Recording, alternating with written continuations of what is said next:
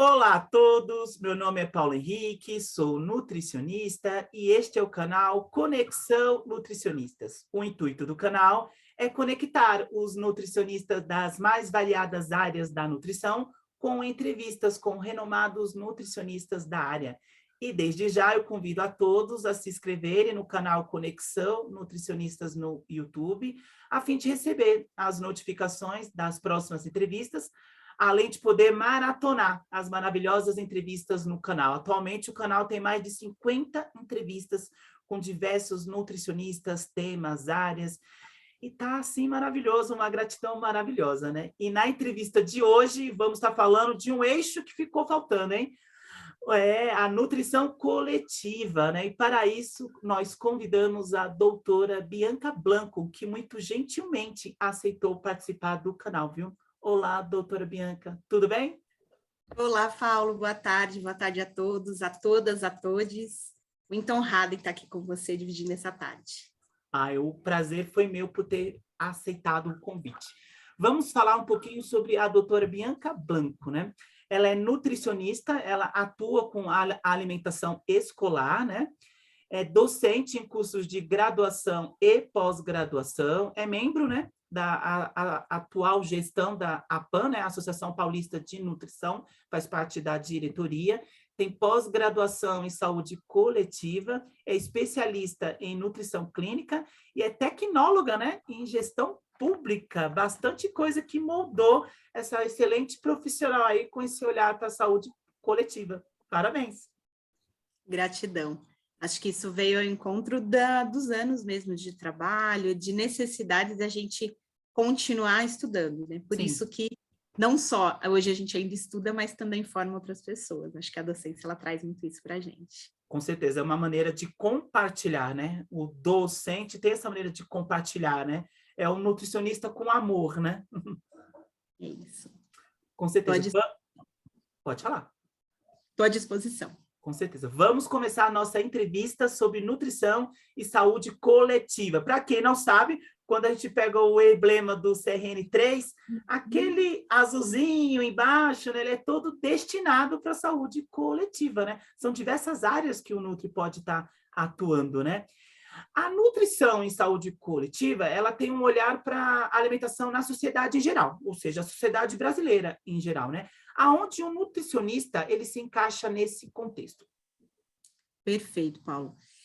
Acho que a gente falar isso, a gente ia ter que ter uns 2 dias de entrevista e não poucas horas, né? Porque a saúde coletiva, ela traz uma amplitude muito grande. A gente teve uma atualização da resolução, a resolução 600, e ela traz, dentro, se não me engano, do eixo 4, que é exatamente a saúde coletiva, o nutricionista atuante na saúde coletiva, em quais áreas, sub-áreas e segmentos a gente pode trabalhar. Então, alguns exemplos práticos que as pessoas conhecem é a unidade básica de saúde. Então, esse trabalho direto feito dentro de uma coletividade, lá no nível primário de assistência, o nutricionista está inserido. Dentro das escolas, que é através não só da questão da alimentação escolar em si, mas também baseado a partir do Programa Nacional de Alimentação Escolar, foi uma conquista muito grande para a sociedade como um todo, essa estruturação, e que também essa resolução já passou por diversas atualizações, a mais recente é a 6/2020, que está sendo um grande desafio para a gente aplicar, inclusive. Também unidades como instituições de longa permanência para idosos, outros espaços que você pensar de alguma forma que você vai promover saúde, prevenir doença, saúde coletiva está inserida. Mesmo em alguns espaços em que a doença já acontece, né, onde ela já se manifesta de alguma maneira, nós estamos ali como uma orientação individual e coletiva, fortalecendo as políticas e ações integradas, e sempre que possível, de forma multiprofissional e interdisciplinar. Eu acho que esse é a grande ferramenta que a gente tem dentro da saúde coletiva. Por isso que todos os profissionais da saúde têm essa disciplina na sua graduação, para entender sobre o que é o Sistema Único de Saúde, o que é a saúde coletiva, o que é a saúde pública, como que isso se manifesta dentro dos espaços de trabalho e assim sucessivamente. Uma dúvida que alguns alunos sempre têm é achar que a nutrição saúde coletiva, ele pega o indivíduo no nível primário, e, digamos, um nutricionista clínico, o secundário e terciário. Tem essa ligação ou não? De certa forma, eles não estão errados, mas o que a gente tem que pensar? Eu sempre falo muito que, por mais que a gente tenha as divisões de áreas e sub-áreas, a saúde coletiva ela se manifesta muito também nas outras áreas. Sim. Então, você até está dentro de uma unidade hospitalar e a gente sabe que a primeira ferramenta, a principal ferramenta é a nutrição clínica. A gente vai trabalhar com terapia nutricional, vai trabalhar com os protocolos relacionados ali, desde a internação desse paciente, processo de triagem, avaliação, acompanhamento, evolução nutricional até o momento da alta, mas a gente precisa entender esse sistema e interligar com os outros profissionais, e a gente está fazendo saúde coletiva de uma certa forma ali, mesmo que subliminar, porque a gente está trabalhando de maneira multiprofissional com a equipe que é do seu andar ou da sua clínica de referência. A gente está fazendo uma interface com essa família, que muitas vezes precisa sair orientada, porque às vezes esse paciente não tem uma evolução clínica esperada, às vezes ele vai sair, por exemplo, com uma sonda nasointeral ou uma outra forma ali adaptada dietoterápica, em que eu vou precisar orientar essa família também. E vou precisar encaminhar para essa rede, né, que é o sistema de referência e contra-referência, para ele continuar sendo assistido, talvez pela equipe multi ali de atenção, se esse município tiver, obviamente, atenção que é ali familiar, individualizada em residência, que a gente tem a equipe da EMAD, né, que faz esse atendimento domiciliar mais direto, como também a própria UBS de referência. Então, a gente acaba costurando um pouco da saúde coletiva em todas as outras áreas, né? A gente está lá com o nosso servidor, nosso colaborador, a gente traz um pouco dessa interface, né, desse respirar saúde coletiva quando a gente faz algumas ações com eles também, de orientação, de tratativas diárias. Com a equipe, quando a gente faz um encontro, uma palestra, uma ação direta, de uma certa forma, a gente está juntando um coletivo para falar sobre algo, para falar sobre saúde. Então, a gente tem uma interface aí. Eu acho que ela tem sempre uma pitadinha dela em todos os lugares. Sou um pouco suspeita para ter esse olhar aí voltado da saúde coletiva. Ah, excelente. Por exemplo, existe alguma diferença entre saúde coletiva e saúde pública? Porque são dois grandes, não vou dizer rótulos, né? Palavras que as pessoas meio que se confundem na fala, né? Tem uma diferenciação? Perfeito. Essa é a pergunta de prova que eu falo, né? A gente faz um brainstorm com os alunos, quando a gente pensa em que espaço a gente está, é bem importante a gente contextualizar. Então, assim, quando a gente vai pegar alguns instrumentos, a gente tem muitas definições para a saúde pública e para a saúde coletiva. Sim. Mas vamos pensar num contexto que a gente tem, foi inclusive nesses 2, quase 3 últimos anos de contexto de pandemia, nós trabalhamos muito com a parte epidemiológica, né? Ninguém sabia um pouco sobre isso, todo mundo ficou expert aí em dados e entender um pouco sobre a questão da vigilância. Quando a gente fala de uma epidemiologia mais tradicional, pegando esse gancho, então quando a gente pensa desde um planejamento normativo, a parte mais administrativa, que Taylor, né, já fala aí dentro das teorias aí também, já usando um pouquinho da literatura, quando a gente pensa numa concepção mais biológica da saúde, a gente está tratando da saúde pública. É como se ela tratasse um pouco da parte da macropolítica. Sim. Obviamente, quando a gente pega vigilância epidemiológica, vigilância sanitária, programas, políticas e tudo mais, Programa Nacional de Imunização, que a gente também, né, teve o contato mais próximo, em razão disso, ficou mais atento, programa de saúde voltado para a parte materno-infantil, enfim. Todas essas ações, todos esses trabalhos, ou esses meios de trabalho, eles realmente configuram, são mais característicos da saúde pública. Agora, quando a gente vai pensar na saúde coletiva, a gente pensa ela como uma epidemiologia social, mais crítica, no sentido de pensar nos determinantes sociais, dentro de uma área distrita, nas desigualdades de saúde daquele campo de trabalho e pensar em planos estratégicos de atuação dentro daquela área. Então, quando você está inserido, por exemplo, em uma unidade básica de saúde, a gente faz saúde coletiva. Por quê? Eu vou ter uma comunidade adstrita, em que eu vou conhecer aquele território, vou ter um matriciamento daquele território, vou conhecer essas famílias, entender as suas principais necessidades e, junto com essa equipe, traçar estratégias de atuação, né, de ação direta. Claro que sempre baseado pela saúde pública, porque as normativas, as políticas, os programas vêm de lá de cima. E aí eu vou tornar isso de uma parte mais prática. Então, a promoção da saúde, quando a gente pensa em política pública saudável, em saúde em todas as frentes e ferramentas, as próprias estratégias de saúde coletiva, eu faço dessa maneira. Então, eu gosto muito de trabalhar com essa interface, né? Então, pensar epidemiologia tradicional, saúde pública, né? Quando a gente pensa programas políticas, uma parte mais macro.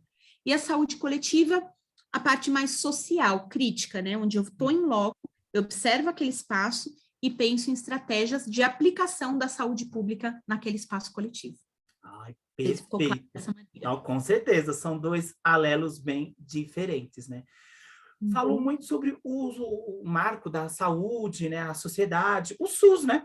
O SUS é um marco para a saúde no Brasil, né? E não é tão longo, não, né? Tem menos de 40 anos, ele é bem novo, né? E nele surgiu a necessidade da criação de políticas públicas voltadas para a alimentação, né? Nesse contexto surgiu o PNAE, né? Políticas Nacional de Alimentação e Nutrição, onde esses programas, tipo o PNAE, ajudam o nutricionista e a sociedade. Ai, essa pergunta eu acho extremamente importante, porque muitas vezes a sociedade acha que as políticas elas estão muito distantes delas, né? Porque muitas vezes não é apresentado para as pessoas essas normativas. Sim. O SUS, ainda a gente tem ele, pelo fato das pessoas acessarem o Sistema Único de Saúde, ele ser mais falado na oratória, seja dos 3 eixos que eu falo, né? A legislativa, administrativo, judiciário, e também através das mídias. Então a gente consegue ter um pouquinho mais esse feeling, né? Dessa interface de entender esse sistema como único, ou seja, do EPOC ao CHUI, a gente pensar nas políticas de acesso. Mas a estruturação voltada para a PNAE, ela foi extremamente importante para a gente conseguir organizar diversas diretrizes de atuação em praticamente todas as áreas de trabalho. Então, quando a gente pensa desde a promoção da alimentação saudável, né, a promoção de alimentação adequada e saudável, e todos os seus desdobramentos, a parte da vigilância alimentar e nutricional, então a gente poder monitorar isso dentro de uma sociedade, entender, por exemplo, esse momento que a gente tem de insegurança alimentar, e saiu recentemente, infelizmente, né, saiu esse dado mais atualizado, acho que foi quinta-feira passada, de 33 milhões de pessoas em situação de extrema pobreza que não tem o que comer. A gente está vivendo isso hoje no nosso país. Uma quantidade imensa de pessoas que não têm o que colocar na sua mesa, não tem o que colocar no prato. E quem traz esses dados para a gente? A parte da vigilância alimentar, né? A própria participação e controle social, que num primeiro momento, seja na Constituição Federativa do Brasil, seja no próprio Sistema Único de Saúde, ele tentou ser vetado por diversas formas, né? Tanto que a gente tem a 8080 e 8142. A 8142, que ela sai um pouco depois da 8080, que é a regulamentação do SUS, ela traz o controle social. E ele é uma ferramenta extremamente importante, porque em todos os espaços que você for falar de saúde, você tem que ter representantes da sociedade civil organizada para ter vez e voz dentro dessa fala. E a PNAE, ela traz isso dentro de uma diretriz, né? Então, ela vai fazendo toda essa interface de ação, de promoção, de vigilância, de gestão também, de ações de alimentação e nutrição. A gente precisa ter isso dentro das secretarias bem estruturado, porque se eu tenho representante nutricionista apenas na ponta, na área ali técnica, né, que eu falo que é o chão de fábrica, como é que eu vou planejar isso dentro das secretarias municipais, estaduais, ou mesmo dentro de uma rede federal? Eu preciso ter esse olhar ampliado também. A qualificação de força de trabalho, a própria pesquisa e inovação, que ao longo do tempo a gente precisa estar expandindo esse conhecimento na área de nutrição. Então, tudo isso ela traz lá nos seus escopos de diretrizes. E qual é a responsabilidade de cada um? O que cabe ao Ministério da Saúde, o que cabe às secretarias estaduais e municipais de saúde, e dentro do Distrito Federal também a sua responsabilidade. Então, ela traz propostas, diretrizes, princípios importantes para toda essa regulamentação.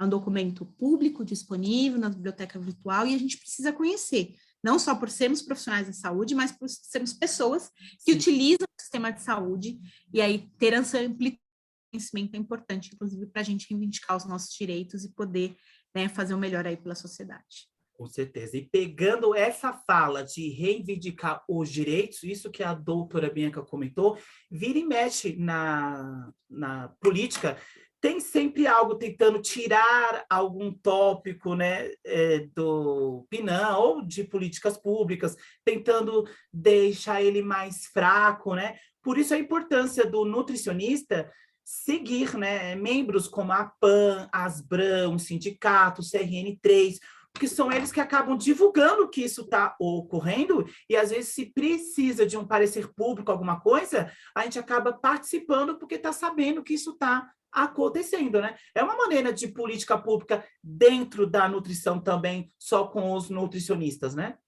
Exato.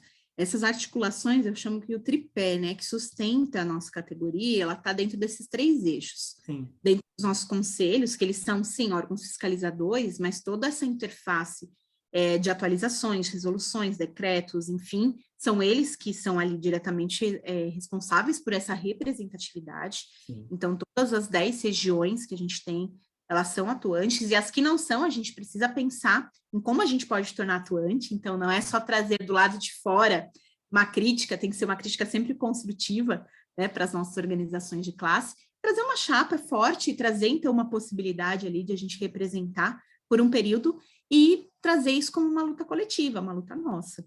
E o mesmo é para o sindicato, que sem o sindicato, a gente sabe quanto algumas áreas que não têm um sindicato atuante têm dificuldade de atualizações das suas tabelas de honorários, por exemplo. Recentemente, no início desse ano, a gente teve uma audiência pública do sindicato. Eu acho que foi bem interessante essa vivência que nós tivemos, mais difícil que foi, mais essa questão do híbrido, do digital, que, por exemplo, nesse momento nós estamos podendo dividir conversar, e às vezes numa agenda diária, às vezes fica inviável, ou fica mais difícil da gente conseguir isso com uma certa tranquilidade, facilidade, e o sindicato conseguiu reunir mais de 50 pessoas dentro de uma sala digital, e que puderam opinar sobre as questões dos honorários, de como que poderiam ficar esses índices, o que estava economicamente sendo possível pensar, porque isso baliza, gente, o ano inteiro, para todos nós.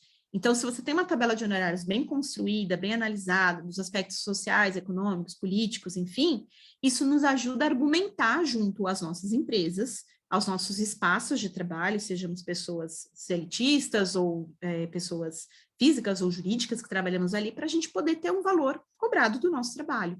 Então, é importante essa participação, essa coparticipação. Ah, mas às vezes não tenho tempo, trabalho muito e tal. Mas se tem uma audiência aberta, se tem uma consulta pública, participe, isso já é importante acontecer. As consultas públicas, para a maioria das áreas da saúde, elas acontecem. Elas estão abertas ali para ouvir, nós somos ali pessoas que podemos contribuir enquanto técnicos com algum eixo, com alguma questão que está sendo revisada, como, por exemplo, tivemos a questão do rótulo. Como foi importante a nossa participação dentro dessa consulta? Total. Então, agora em outubro, as empresas precisam estar adaptadas ao novo rótulo. E a gente sabe o quanto era difícil, até para a gente pensar, eu sou nutricionista, eu vou fazer ali a rotulagem de um produto. Não era obrigatório colocar o açúcar de adição, né? Só colocar carboidrato, né? Não era obrigatório ter aquela questão do rótulo frontal ali. A lupa, né? Sim. Coisas, exatamente, onde a gente sabe, quando a gente assiste documentários importantes que foram construídos na nossa área, um deles é aquele Muito Além do Peso, que eu acho que é fundamental para a sociedade ver aquilo, apesar dele já ter 10 anos, eu estou esperando para ver se ele vai ser atualizado aí, ele traz os momentos de hoje, né, do quanto a gente precisa ter um olhar ampliado para o que é alimento e o que é produto, o que é vendido, e a gente só faz isso através do conhecimento. Que conhecimento é esse? Balizado por ferramentas construídas por políticas e programas, das quais nós, enquanto sociedade civil organizada, enquanto técnicos, enquanto colaboradores coletivos aí, precisamos participar. É nosso papel orientativo, inclusive, para que as pessoas compreendam isso. A gente, às vezes, tem que, né, tirar o nutricionês e traduzir para uma linguagem mais popular. E essa é a nossa ferramenta. Eu acho que essa nossa mediação extremamente importante dentro desse contexto. Então, mais do que nunca, atuar positivamente em qualquer um desses espaços. Então, eu citei 2, e aí, especialmente a PAN, que hoje estou dentro da diretoria, a gente vê como a atualização técnico-científica nossa, do profissional, esse olhar ampliado do que a gente pode trazer para ajudar os nossos colegas no processo de atualização, seja como um instrumento de publicação em redes sociais, seja através de um curso, seja através da organização de um congresso, e todos nós somos voluntários, né? Então, cada um fazendo um pouquinho, dentro de um período, a gente vai se ajudando e vai fortalecendo. São mais de 70 anos, né, Paulo? Construindo essa história, a gente não pode deixar ela não ser mais bonita do que ela já é desde então. Ela já teve abalos dentro de todo um processo, não é fácil a gente estar como profissional, atuar num mercado que é bem difícil. Aqui em São Paulo a gente sabe quanto tem de oportunidade de emprego, mas quanto nós temos, enquanto somos muitos aqui também, mas cada um tem um espaço aí que pode ser pensado, né? Pode ser ali individualizado para a gente ofertar o melhor de nós. Acho que é isso. Com certeza. Lindas palavras. E um outro grande instrumento maravilhoso que surgiu também através do SUS foi o Guia da Alimentação do Brasileiro, né? Esse guia também é um que vira e mexe através da APAN, CRN, a gente vê como ele é atacado para ser modificado, né? E às vezes isso que a doutora Bianca comentou, de participar numa audiência pública, às vezes é só um voto, um documento, né, faz muita diferença. E o Guia Alimentar do Brasil é um trabalho completo da realidade alimentar da sociedade, né? Ele direciona, ele educa, né? Como surgiu o guia, né? Qual a sua importância dele, né, atualmente? E como o nutricionista ele pode usar o guia a seu favor? Ai, perfeito. Acho que o guia ele veio para blindar toda essa estruturação de mudança política, social, econômica, cultural que o nosso país tem e continua tendo, né? A gente é uma sociedade em constante transformação. Os meios, as cidades, elas estão em constante transformação. E o guia, ele traz um pouco desse retrato, ele vai trazendo fotografias dessas realidades tão diferentes, são amplas dentro de uma política, mas ao mesmo tempo são muito específicas. Então, ele traz a questão da regionalidade, ele traz a questão da comensalidade, do ato de comer, ele traz dentro do seu preâmbulo, né, os princípios, as diretrizes, de tudo como ele foi estruturado, e um novo olhar da saúde, né, Paulo? A gente vai percebendo que antes a gente via a saúde como um processo de não ser doente. Verdade. E hoje a gente, né, a nova configuração já há alguns anos, pela Organização Mundial de Saúde, é o completo bem-estar físico, social, mental, econômico, a gente vai estendendo, né, aquele ser humano biopsicossocial, são as palavras bonitas que a gente traz, mas o que quer dizer isso? Quer dizer que não é um olhar para a doença, é olhar para a saúde, né? É um processo de doença, sim, ele veio acometendo os brasileiros ao longo dos anos, antes eram as doenças parasitárias, hoje a gente teve mudança de configuração para doença crônica, hoje a gente tem um pouco dos dois, né? A gente passa por uma realidade um pouco estranha aí, né? Resgatando algumas coisas que estavam aí erradicadas, outras por uma questão até de insegurança em todos os aspectos, sanitárias, etc. também. A gente tem problemas no nosso país inteiro, mas acho que o guia ele retrata isso. Mas ele retrata de uma maneira mais leve, trazendo o quê? Que o Brasil ele enfrenta, sim, um aumento expressivo de doenças crônicas, de sobrepeso, de obesidade e de outras questões, acometendo não só adultos, a gente cada vez pessoas mais jovens são acometidas por doenças sérias, que antes eram consideradas doenças de adultos ou doenças de pessoas que eram mais idosas. A gente vê crianças muito jovens tendo trombos, AVCs e já uma diabetes ou, né, uma descompensação aí precoce. E aí a gente precisa atuar. E de que forma que a gente faz isso? Organizando as informações, né? Organizando todo esse material, esse conteúdo que nós já temos em prol do enfrentamento desse cenário, que é o que exatamente acho que o GRIA traz para a gente. Então, ele traz o papel da promoção da alimentação, da saúde, dentro de um contexto de compromisso com todas as políticas, com a PNAM, que a gente citou agora, com a Política Nacional de Promoção à Saúde, com o Sistema Único de Saúde e todas as outras dimensões que a gente for pensar. Então, se a gente está na escola, a gente fala do PNAE, se a gente está no meio hospitalar, a gente vai trazer as resoluções específicas para aquele espaço, e assim sucessivamente. Ele foi publicado lá atrás, primeiro em 2006, né? Acho que foi uma das primeiras diretrizes alimentares dentro oficiais que trouxeram para a população todo esse processo de transformação mesmo social, e posteriormente, na segunda edição, que eu acho que é essa que conseguiu ter uma força maior, que foi a 2012, que tem todo um layout e tem toda uma expressão de orientação ali, de versão final apresentada, dentro de um contexto muito importante que nós tínhamos também dentro da nossa política aqui do Brasil, esse recorte de 2012, acho que foi bastante significativo para a nutrição no Brasil. Então, ele trouxe o direito à saúde, ele trouxe a questão da alimentação adequada, ele traz a questão dos princípios e recomendações, e ele traz o compromisso do Ministério, o compromisso de nós, quanto técnicos, da sociedade com a própria sociedade no desenvolvimento de estratégias para promoção e realização ali do direito humano à alimentação adequada. Então, acho que quando a gente traz esse olhar ampliado para o direito das pessoas receber uma alimentação adequada no seu prato, na sua casa, nas suas famílias, a gente está envolvendo e reforçando a importância da gente analisar as práticas alimentares. Elas são complexas, o desafio não está fácil, como a gente disse, 33 milhões de pessoas, o Brasil em insegurança alimentar, é muito difícil a gente ver um país voltar para o mapa da fome, né? Porque a gente saiu dele em 2014 e já em 2019, 2020, a gente já viu uma sinalização que nós havíamos retornado. Cada vez mais isso está mais expressivo para nós. Mas o Gui, ele vem para isso, ele vem para nos fortalecer, para a gente apresentar para a sociedade e dizer, olha, a gente tem que respeitar essa regionalidade.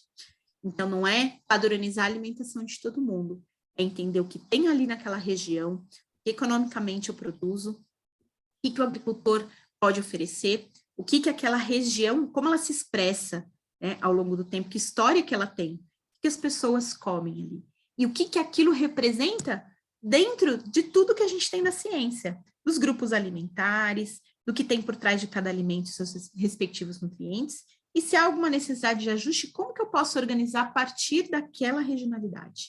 Esse respeito é muito importante, né? O respeito ao regional.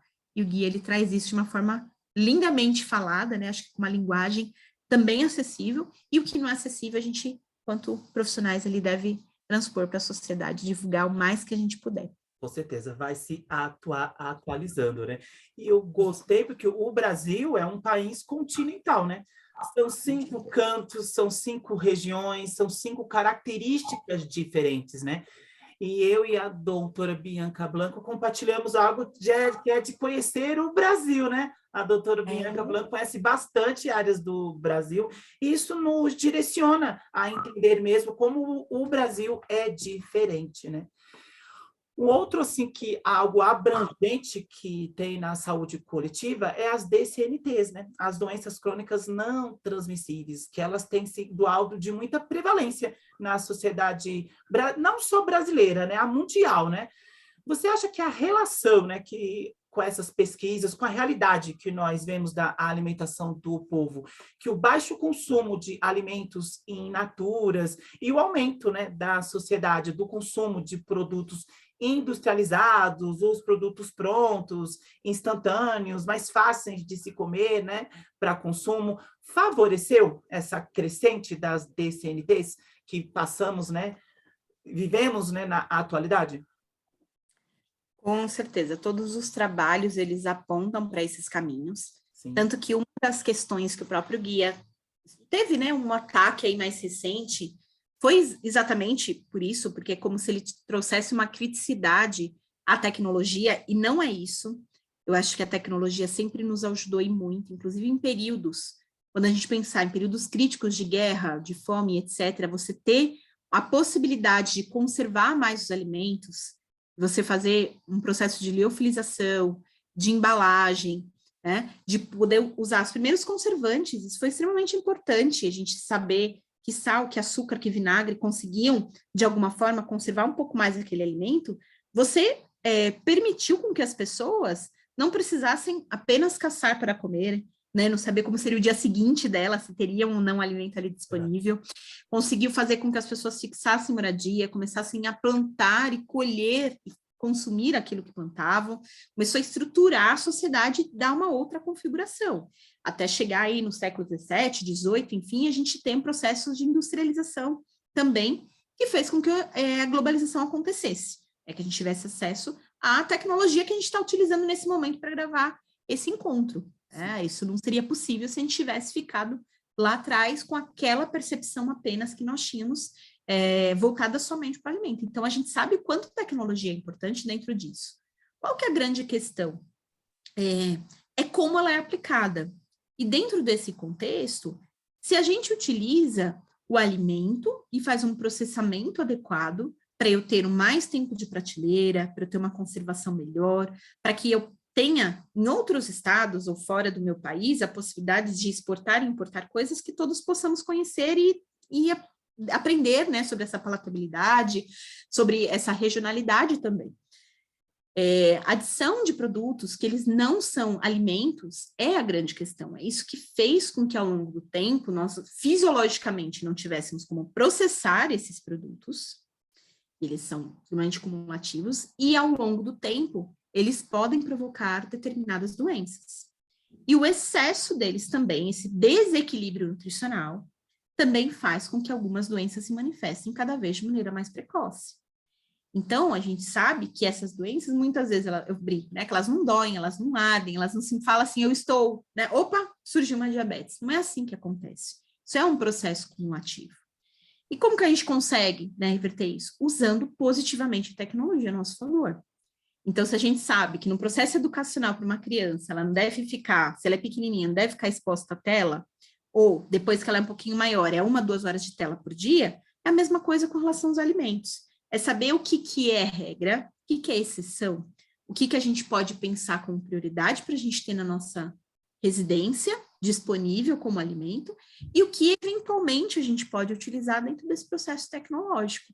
Teremos, né, demagogos se a gente falasse que nunca ninguém degustou um lanche ou não come um alimento que seja um fast food. A gente sabe disso, está tudo certo, mas é como a gente faz esse processo de escolha e que frequência que ele está inserido dentro disso, porque a gente tem opções que são boas. Então, é como a gente dá esse olhar ampliado para isso. Nos preocupa muito perceber que nas escolas, antes a gente trabalhava com a desnutrição, hoje a gente trabalha com a obesidade. Aonde que a gente perdeu esse feeling? Né? Aonde que foi que isso aconteceu? Né?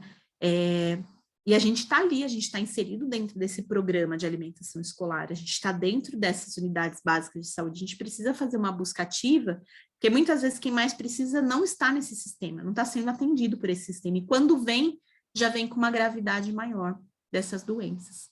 Então, a gente, se elas estão aí, se a gente tem marcos de trabalho, a gente precisa dialogar, porque a partir desse diálogo é que a gente vai tentando frear esses números e vai dando um olhar diferenciado para essas tratativas. Acho que a gente ainda está bastante distante disso acontecer, principalmente nesse contexto de pandemia, houve uma desregulação muito grande de acesso ao alimento, a gente sabe disso, mas a gente precisa continuar esse movimento. Eu acho que a gente é uma força muito importante dentro dos nossos espaços de trabalho, dentro da nossa sociedade, para ser voz nesse processo de articulação. Com certeza. E algo sei que é bem crítico assim, na saúde coletiva é achar que toda pessoa, quando envelhece, ela tem que ser hipertensa ou diabético. Às vezes, quando a pessoa faz uma anamnese, ela já está ciente que aquela pessoa vai responder que tem 1 dos 2. Já parou para pensar nisso, né? E quando alguém fala que não tem, a pessoa se espanta. Nossa, não é diabético nem hipertenso. Aonde que esse novo normal, ao contrário, moldou a sociedade? Eu vejo isso como ponto de partida em nutrição clínica, né? Às vezes vai estagiários, nossa, aquela paciente com 70 anos, ela não é diabética e idoso, é algo que assusta ele. Ou seja, onde esse novo normal, ao contrário, influenciou na sociedade coletiva, né? Exato, parece que a partir de um momento você já tem que ser uma polifarmácia. Exatamente. Uma receitinha de bolso, e não é isso. O ideal é que quanto mais a gente tiver uma longevidade dentro desse processo de longevidade, com saúde, com uma necessidade mínima ou zero de qualquer tipo de regulador, né? Seja um medicamento via oral, ou seja qualquer outra estratégia aí de intervenção. Quem sabe, né? A gente deslumbra aí, a gente tem pessoas aí que são os 80, 90, cada vez mais frequentes, mas alguns deles já adoecidos. Então, até que ponto a gente está conseguindo ter essa longevidade e não ter com qualidade? Então, quando eles aparecem, esses a gente precisa realmente conversar, pesquisar e se inspirar para que a gente chegue lá, né, Paulo? Com certeza. Se inspirar em cima disso, com certeza. Que eu falei isso aí porque virou um novo normal, né? A pessoa esperar que venha essas negativas, né, da pessoa. E são algo muito invasivo, né? E a saúde coletiva, ela fica em cima das DCNTs, né? Que é algo bem crescente na sociedade, né? É o guarda-chuva ali, né? Está dentro das políticas. Com certeza. Mesmo. A pandemia, né, que estamos vivendo ainda, né, afetou e afeta, né, muitos brasileiros, né? Isso teve um grande impacto na sociedade, não só brasileira, né, em geral, né? Isso inclui também a sua maneira de se alimentar. Mudou muito nesse período de pandemia. Alguns dizem que para melhor, que as pessoas teve o contato com alimentos, porque ficou em home office, e outras para piores, né? Teve essa oscilação. Escolas ficou fechadas, sendo que a alimentação que muitas pessoas tinham era só que a escola oferecia, né? Tem essa dúbia realidade, né? Como o nutricionista pode fazer para fazer esse resgate perdido na alimentação nesse período maluco de pandemia, né, que estamos vivendo? Eu acho que essa pergunta é extremamente delicada, a gente veio trazendo alguns elementos dela, acho que a partir de outras que você fez também. O que mais me preocupa, até pensando, né, na saúde coletiva, que é a minha principal ferramenta ali de estudo de trabalho, é como uma sociedade que antes, não plenamente, mas que vinha caminhando num processo melhor de poder aquisitivo para aquisição de alimentos, para escolher o que ia colocar no seu carrinho, escolher o que ia colocar no seu prato. Sim. Hoje acaba sendo escolhido de acordo com o que é possível. Então, o poder de compra, a moeda, ela é a nossa ferramenta neste momento aqui nas grandes cidades. A gente planta muito pouco, não temos esse hábito. Às vezes a gente tem temperos, tem algumas coisas que são mais simples, mas a gente tem a moeda de troca. E economicamente, com toda essa desregulação mundial que veio a partir da pandemia, e mais uma vez ficou extremamente evidente que quem foram os mais afetados foram sempre os da ponta, né, da ponta de baixo, foram as pessoas mais pobres e a classe média, isso ficou muito evidente para nós. As pessoas vão ao supermercado e elas compram o que dá. Então, você não consegue mais fazer estoque, você não consegue mais escolher um cardápio de acordo com o que você, às vezes, tem vontade, o que você gosta de comer. Você precisou escolher num período em que o arroz estava mais de R$30 um pacote, se você ia comer arroz ou macarrão. Então, não foi um processo de escolha, hoje eu quero comer arroz, amanhã eu quero comprar macarrão, eu posso comprar igualmente os dois. Não, foi neste momento eu só posso comprar um e não o outro e vice-versa. E isso a gente tem percebido esse impacto também nas feiras livres, que eram lugares o quê? Em que a gente tinha melhor acesso. Aquele horário da xepa, né, que fala que horário lá, Alice, a feira até a 1, até 2 horas, aquele meio de 1 hora, é um horário que é tudo a promoção, era 3 por 1, leva 5 por 10 e assim por diante. Ele já não está como antes. E me assusta muito observar isso, e a gente está em grandes cidades. Imagine em lugares que às vezes têm menos acesso ainda, que as pessoas estão com menos emprego, às vezes você está vivendo sobre um programa de renda, de apoio de renda, e mesmo esses programas, esses de apoio assistenciais, eles também não foram plenamente efetivos, a gente observou isso. Quanto à burocracia, impediu com que as pessoas tivessem um acesso mais rápido, a seja qual for o tipo de programa, o quanto esse distanciamento social também fez com que departamentos fechassem e as pessoas não conseguissem acessar, porque a maior parte de nós não é inserido tecnologicamente. Sim. Ter um celular parece ser algo mais simples, mas não é, porque não é só o celular em si, é como eu manipulo aquele aparelho e se eu tenho acesso a pacote de dados. Então, isso foi tornando cada vez mais as pessoas distantes, elas poderiam estar mais próximas, mas foi distanciando as pessoas que mais precisam.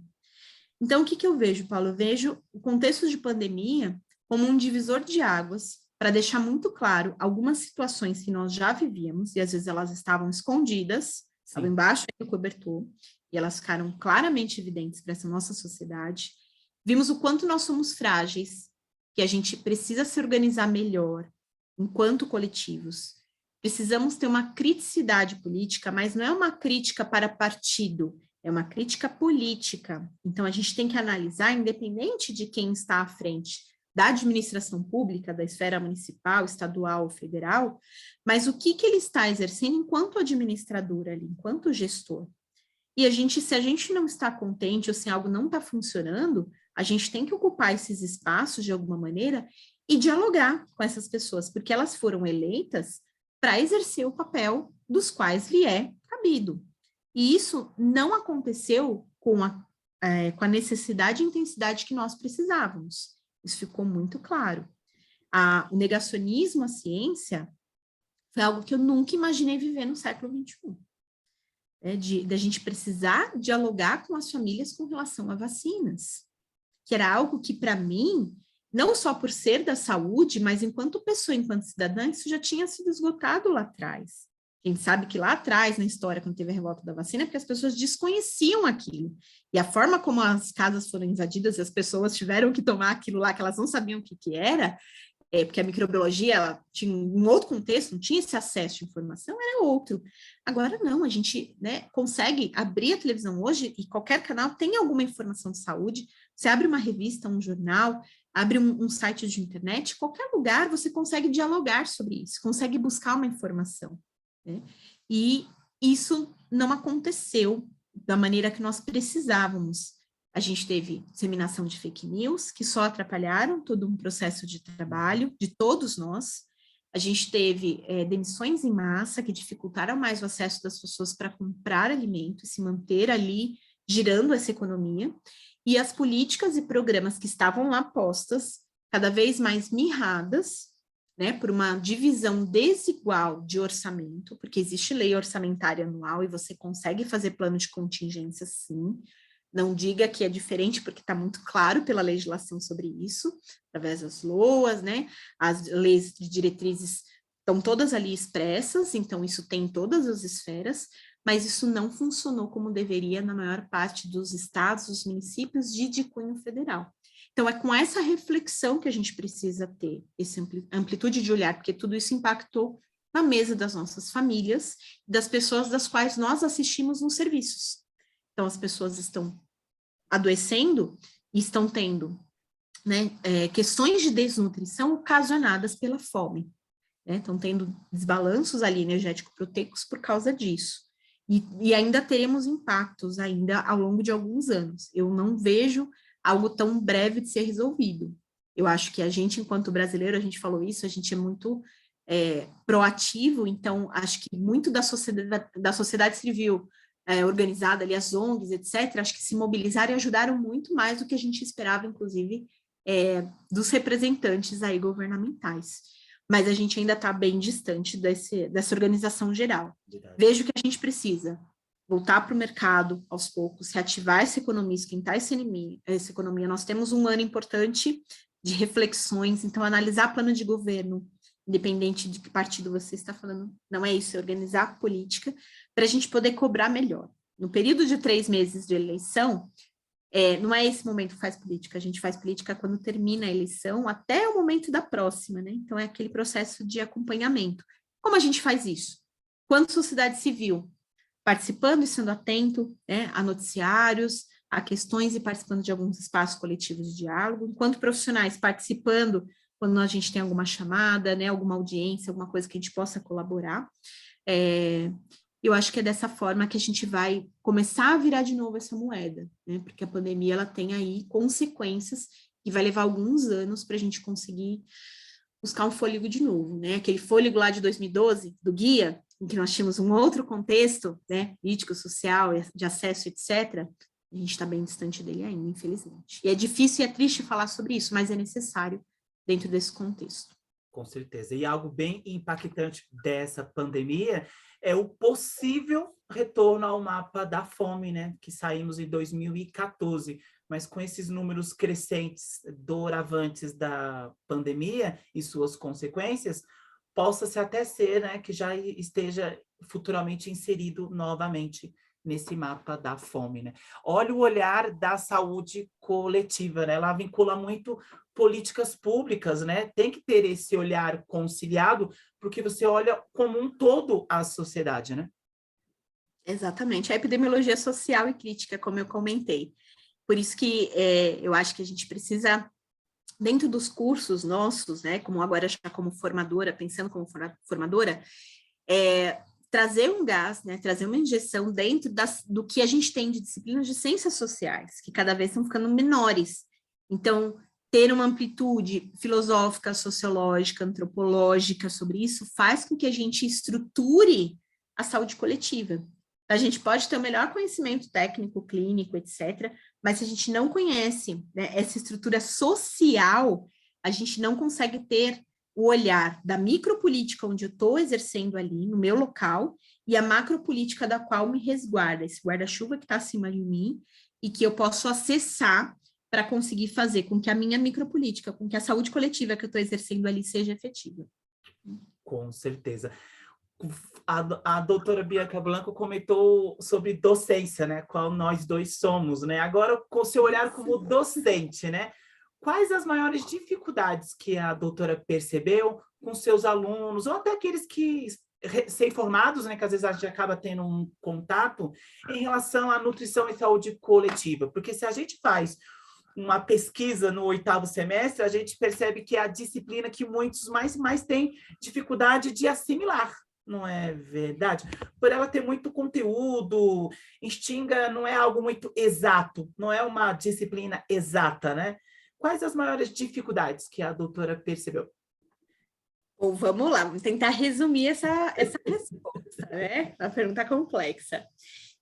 Eu percebo, quando o aluno ele ingressa numa graduação em nutrição, quando ele escolhe a nutrição, muitas vezes, ele vem ou de um curso técnico em nutrição, então eu acho que isso, quando o aluno vem do técnico, ele já vem com algumas ferramentas e nos auxilia muito nesse processo de acolhimento e de inserção na academia, de entender que ele está numa outra fase de vida de formação profissional, e que para isso, por mais que ele venha para uma determinada área, venha com um determinado pensamento, porque ou ele já conhecia alguém na nutrição, ou se interessou ali por algum eixo, etc., e vem buscar a formação para exercer como aquilo, a saúde coletiva é um dos que menos a gente vê na fala dos alunos, do que você quer ser quando crescer, né? Então, a gente vê muito a nutrição clínica, a gente vê a parte de esporte, o próprio Marte, alguns comentam da docência, que às vezes já vem até com uma formação como pedagogos, enfim, e às vezes pensam em acessar o ensino superior, então vem buscar uma área que tem afinidade. Alguns confundem, aí não são poucos, às vezes com a parte da gastronomia, e que são ciências diferentes, são olhares diferentes, são duas graduações diferentes, apesar de a gente ter a gastronomia aplicada à nutrição, e dentro da gastronomia a gente ter a higiene de alimentos, porque isso, a gente está falando de alimento, então a gente tem essa interface. E alguns vêm também ali com a parte dos restaurantes, das indústrias e tudo mais. Um ou outro que vem com essa percepção, né, de posso trabalhar em escola, interessante. O BS, às vezes porque já viu algum atuar. Mas eles, quando começam a entender a saúde coletiva, exatamente pela amplitude que ela é, e às vezes até a própria carga horária que a gente tem para dividir entre as áreas, você não consegue esgotar, ou às vezes amarrar, como uma colchinha de retalhos mesmo, todas as frentes. Então, às vezes, ele vê só como um monte de políticas que são organizadas dentro de uma disciplina. Também é isso, mas não é só isso. Então, aí cabe ao professor, ao docente, fazer essa interface, né? Trazer um significado para aquele conhecimento que está sendo passado pelo aluno, para que essa dificuldade que ele enfrenta inicialmente com a disciplina, não seja um empecilho para ele atuar depois na saúde coletiva. Que a gente vai percebendo que alguns dos nossos colegas, eles ingressam na saúde coletiva extremamente despreparados, porque eles não conheciam como era aquela área, viu que tinha uma área para atuar, enviou o currículo, entrou, Verdade. ou prestou um curso e entrou, mas eles são despreparados com essa linguagem, e aí eles levam um tempo até eles conseguirem ingressar. Essa é uma dificuldade que eu vejo. Primeiro, de saber anteriormente sobre a área, acho que a gente se divulga pouco. Segundo, dentro das disciplinas, de ter uma carga horária compatível, talvez, com o que a gente necessite. Como eu disse, disciplinas que são do eixo de ciências sociais, cada vez menores em razão das outras da área biológicas, etc., etc. E um terceiro ponto, campos de estágio, né, campos de trabalho.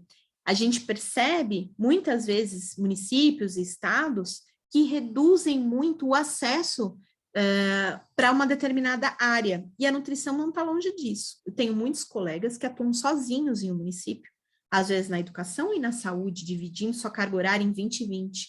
Será que a gente está fazendo um trabalho efetivo? A gente entende uma série de questões. orçamentária, principalmente dos municípios, que precisam justificar para a sociedade como um todo, folha de pagamento. Só que como nós trabalhamos com promoção de saúde, com prevenção de doenças, esse investimento na base, no nível primário de assistência, como um todo, é o que vai ajudar na rede de saúde, na assistência social e na educação, com que impacte menos os nossos números lá na ponta, no nível agudo, nível terciário. Então, muitas vezes, a própria sociedade civil também pede mais hospital, pede mais mamógrafo, pede mais exames. Ela não pede mais profissionais para trabalhar com promoção de saúde. Então, esse olhar que a gente tem quando a gente está em conferências de saúde, em conselhos, a gente percebe um pouco também. Acho que esse desconhecimento. E os nossos alunos, eles vêm com esse conhecimento que é da sociedade, né? Imaginando que, se é nutricionista, vou trabalhar em hospital, vou trabalhar no meu consultório, né? Vou trabalhar ali numa clínica ou, de repente, um centro esportivo. Ele não percebe a potencialidade que ele pode ter na hora de trabalhar num centro coletivo de saúde. Como também trabalho na parte de supervisão de estágio em saúde coletiva, eu percebo esse deslumbramento que eles têm quando eles estão nesses espaços. E como eles falam, professor, eu não imaginava a potência que era exercer a educação alimentar e nutricional nesses espaços coletivos.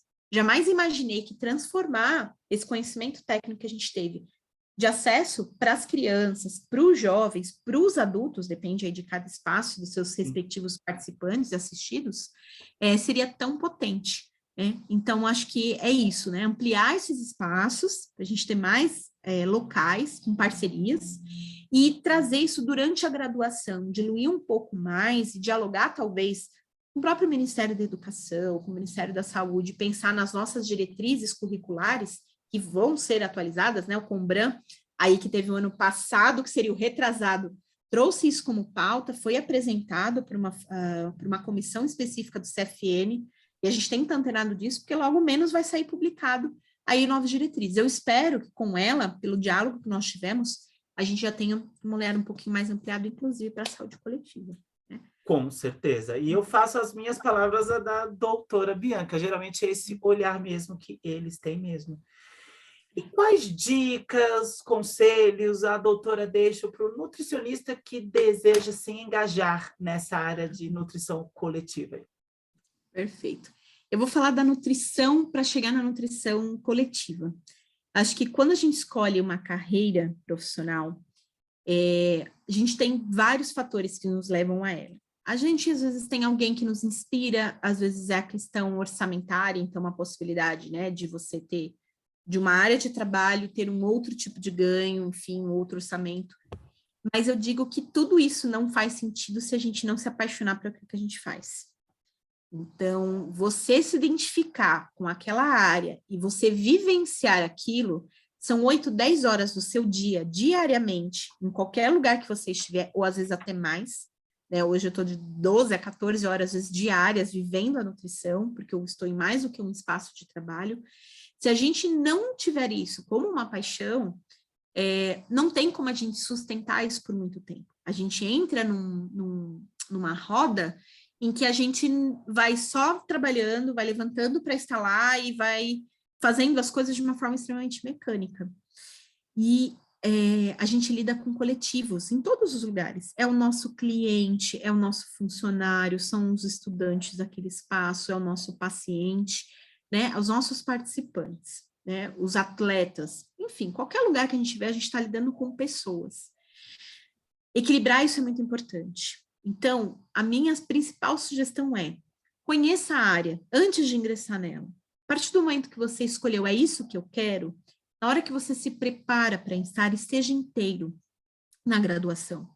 Eu digo que a gente está envolto de uma parte de expressões tecnológicas que às vezes fazem com que os nossos alunos se desconectem da sala de aula. Então, às vezes, um plililim, né, de um WhatsApp, de qualquer notificação, já distrai ele daquele momento presente, que às vezes ele está numa discussão, está numa plenária, está ali dentro de um conteúdo que não tem como a gente voltar atrás naquele mesmo recorte. Às vezes ele até pode suprir de outras formas, mas não é igual, não é aquele momento presente. Então, estejam inteiros em aquele espaço que você se disporá. Procure, durante a sua graduação, né, exercer, se possível, como voluntário, como estagiário, enfim, ter algumas vivências, iniciação científica, monitor, estágio extracurricular, voluntário numa ação XYZ da sua faculdade, independente se ela é pública ou privada, não importa, mas esteja disponível ou observe isso. Participe de cursos durante a graduação, pequenos cursos. Você assiste uma palestra de 1 a 2 horas, assiste uma live, vai num curso presencial, um congresso, né? A vivência de um congresso com um ouvinte é importantíssimo. Tudo isso vai ampliando a sua visão, independente se você vai seguir pela academia ou não. Às vezes eu quero só trabalhar ali como técnico, eu não quero me envolver em continuar estudando. Mas esses olhares ampliados vão ser importantes para você se identificar com alguma área. E se você for da saúde coletiva, seja disposto a se apaixonar todos os dias, porque não é fácil, é extremamente complexo, difícil de trabalho. A gente muitas vezes lida com situações muito delicadas das pessoas, em extrema vulnerabilidade. Então, a gente arregaça o nosso jaleco branco, que nem sempre fica branco, a gente sobe o morro.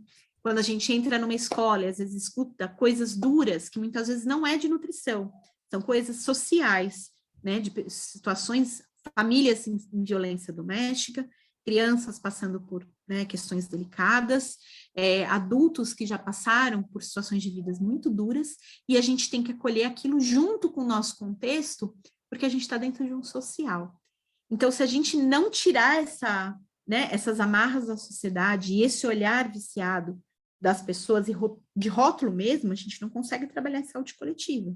Porque muitas vezes a gente está em lugares de pessoas com dependência química, lugares em que crianças foram vítimas de violência, espaços em que adolescentes tiveram registros, né, de infrações, das mais diversas. Isso é saúde coletiva.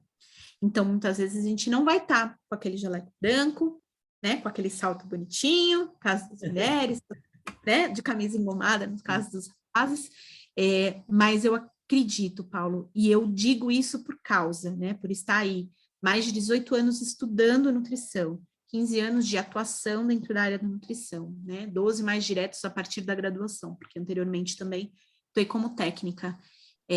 A saúde coletiva é apaixonante, a gente precisa de pessoas que se apaixonem todos os dias, estejam dispostas a lutar por um coletivo. A gente não pode deixar todas essas políticas que foram construídas ao longo de toda essa história ficarem na mão de pessoas que não são técnicas ou que não são comprometidas com o social. Então, estar disponível a isso, se preparem, porque a área tem muita coisa ainda para a gente fazer, a gente precisa de gente que se envolva, né, que esteja disposta, que esteja apaixonada por isso. E a gente corre o risco de se apaixonar ao longo de toda a vida. Opa, com certeza. Muitas colegas e colegas que se aposentaram e continuam atuando de alguma forma, porque a saúde pública em si, a saúde coletiva, ela é realmente apaixonante. Com certeza. Lindas palavras. Tenho certeza absoluta que inspirou muitos a seguir esse caminho. Porque, às vezes, a pessoa precisa de um start, né? E, às vezes, uma palavra, o jeito como a pessoa se expressa e passa a informação é primordial para o olhar de um futuro profissional, viu? Gratidão por ter aceito participar, viu? Gratidão. Gente, eu gostaria de agradecer muito a doutora Bianca Blanco por ter tirado um tempinho da sua agenda e ter compartilhado esse tema muito complexo, político, mas real. É a realidade, né? Que é onde a gente atuamos, né? Que é a nutrição e saúde coletiva. Passou muito amor, muita alegria, realidade, direcionamento, que é isso que a nutrição coletiva se temos, né?